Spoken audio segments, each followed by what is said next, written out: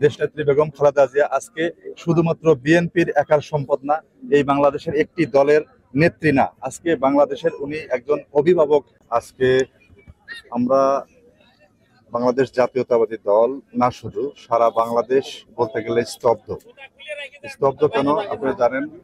বাংলাদেশ সৃষ্টির ইতিহাস থেকে বলতে গেলে বাংলাদেশ জাতীয়তাবাদী দল, শহীদ প্রেসিডেন্ট জিয়াউর রহমান একটি সময় তার যেই স্ত্রী এবং ছোট শিশু দুটি সন্তানকে ফেলে রেখে দেশ মাতৃকার জন্য যুদ্ধে ঝাঁপিয়ে পড়েছিলেন, ঠিক তেমনই ভাবে আমরা দেখলাম 1981 সালে শহীদ প্রেসিডেন্ট জিয়াউর রহমানকে নির্মমভাবে যখন হত্যা করা হলো, ঠিক তার পরবর্তীতেই যেই মানুষটি তার দুটি শিশু বাচ্চাকে নিয়ে সুন্দর জীবনযাপন করতে পারতেন, রাজনীতির বাইরে থেকে সুখে শান্তিতে থাকতে পারতেন, কিন্তু এই দেশের তার স্বামীর রেখে যাওয়া যে কাজ, সেই কাজগুলোর জন্য এবং এদেশের মানুষের আহ্বানে তিনি ঘরে থাকতে পারেননি। সেদিন তার শিশু দুটি বাচ্চাকে ঘরে রেখে এদেশের লাখো কোটি মানুষের ডাকে সাড়া দিয়ে রাস্তায় বেরিয়ে আসলেন।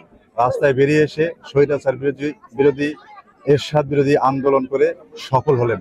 পরবর্তীতে 1991 সালে উনি এদেশের সাধারণ মানুষের, আপামর জনগণের ভালোবাসার ভোট পেয়ে যেটি সারা দেশের মানুষ তাকে যে ভোট দিয়ে যে প্রধানমন্ত্রী করলেন, সেই সময় আমরা দেখেছি একটি দল তারা অন্যদিকে যেই দলটি দীর্ঘ 17 বছর ফ্যাসিবাদী শাসন বাংলাদেশে কায়েম করেছিল, সেই দলটি সেই সময় নির্বাচনের আগে আগে মন্ত্রী পরিষদ গঠন করে ফেলেছিল। কিন্তু আল্লাহ তাকে বাংলাদেশের মসনদে, এদেশের মানুষের ভোটে বাংলাদেশের মসনদে নিয়ে আসে। 1991 সাল থেকে 1995 সাল উনি সফলতার সাথে দেশ শাসন করেন, দেশের মানুষের ভালোবাসা অর্জন করেন।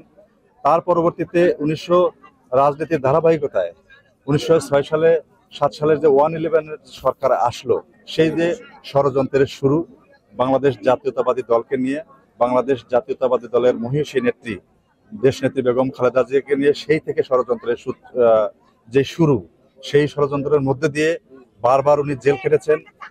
মানে চরমভাবে অসুস্থ হওয়ার পরেও আপনারা দেখেছেন হাসপাতালে উনি এই বিগত 18 সালের পর থেকে যে উনি যে সময় জেলে গেলেন, জেল থেকে শুরু করেই 671 দিন উনি টানা হাসপাতালে শুয়ে থেকেছেন, মৃত্যুর সাথে পাঞ্জা লড়েছেন।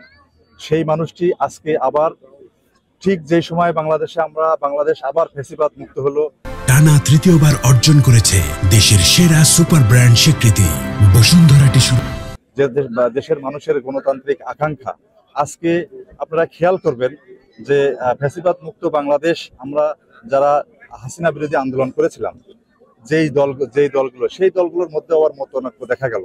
ঠিক সেই সময় দেশনেত্রী বেগম খালেদা জিয়া ঐক্যের ডাক দিলেন। আপনারা খেয়াল করেছেন, বারবারই দেশ যখন সংকটে পড়েছে, দেশনেত্রী বেগম খালেদা জিয়া আজকে শুধুমাত্র বিএনপির একার সম্পদ না, এই বাংলাদেশের একটি দলের নেত্রী না, আজকে বাংলাদেশের উনি একজন অভিভাবক স্বরূপ, আমাদের মাতৃস্বরূপ, অভিভাবক স্বরূপ এই দেশে সকলের সম্মান অর্জন করেছেন। যার দরুন আপনারা দেখেছেন দেশের প্রধান উপদেষ্টা তার জন্য দোয়া করতে দেশবাসীকে বলেছেন, দেশের রাষ্ট্রপতি তার জন্য দোয়া করতে দেশবাসীকে বলেছেন, বিভিন্ন দলের বাইরে বিভিন্ন দল মত নির্বিশেষে সকলেই তার জন্য দোয়া করছেন।